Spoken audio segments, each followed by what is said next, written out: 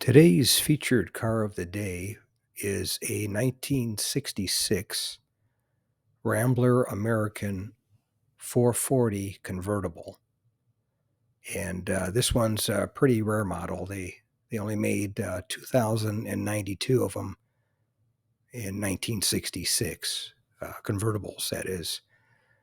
They also had the upscale Rogue convertible, which was above this model, but somebody made a nice little hot rod out of this one, and they put a V8 into it. I'm not sure if it's a 290 or a 343 or a 390, but I'm sure it runs pretty good, I'm sure. And they put a B&M floor shifter in it as well to go with the bucket seats, the reclining bucket seats that Rambler had in 1966.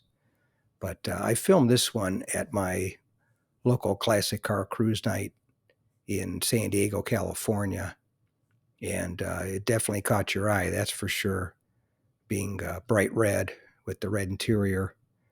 And it also had the Rebel Machine wheels on it, I noticed, that were from 1970.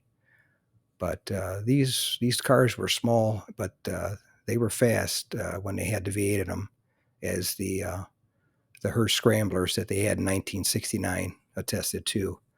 With the 390 and a 4-speed, they kept up nicely with most of the muscle cars back then. But anyway, that's today's featured car of the day, a 1966 Rambler American 440 convertible. Thanks for tuning in. If you made it to the end of the video, thanks for watching. I appreciate it. Give the video a thumbs up if you liked it, and share the video with a friend, or share it on your group page if you have one, and consider subscribing if you aren't subscribed, and leave a comment or suggestion. And thanks again for watching. I appreciate it. And by the way, here's a couple of videos of the 700 plus videos that I have on my channel, Car Finder. This will take you over to my page, and you can take a look at any of the videos that are there that look good to you. But thanks again for watching, and we'll see you on the next one.